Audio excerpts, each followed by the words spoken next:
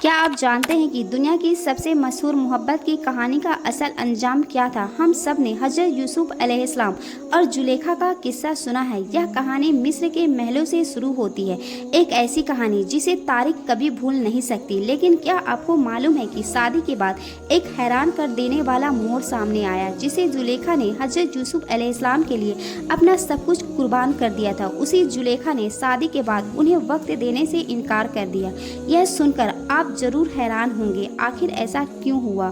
تاریخ بتاتی ہے کہ مصر کے بازاروں سے لے کر شاہی محلوں تک زلیخا نے حسن کی جمال کے چرچے تھے اور مصر کے عزیز کی بیوی تھی اور حضرت یوسف علیہ السلام کی محبت میں پوری طرح دیوانی ہو چکی تھی۔ انہوں نے ہر حد پار کر دی تھی، ان کے ایک دیدار کے لیے ترستی تھی۔ یہ وہ دور تھا جب مصر اپنی تہذیب کی چرم پر تھا اور حضرت یوسف علیہ السلام کا حسن پوری دنیا میں بے مثال تھا۔ پھر وقت بدلا اور تقدیر نے اپنا فیصلہ سنایا۔ زلیخا ایمان لے آئی اور حضرت یوسف علیہ السلام اپنے رب کی محبت میں پوری طرح ڈوب چکی تھی۔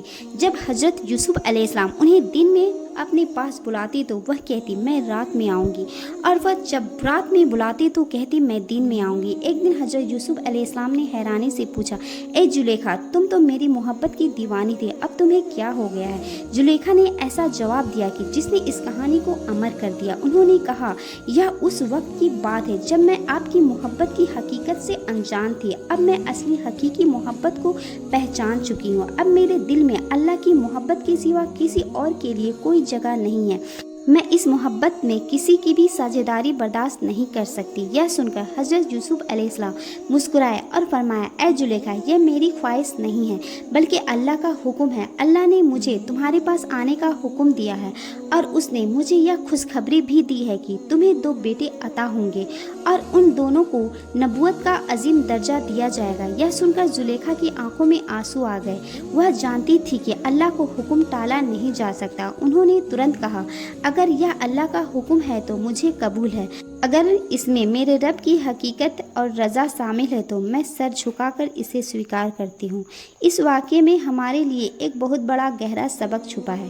انسان جب تک مزاجی دنیاوی محبت میں الجھا رہتا ہے، بھٹکتا رہتا ہے، لیکن جب اسے حقیقی محبت، اللہ کی محبت مل جاتی ہے تو وہ دنیا کو بھول جاتا ہے۔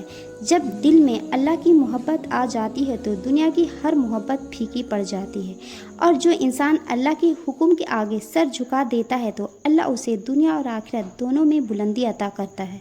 جزاک اللہ۔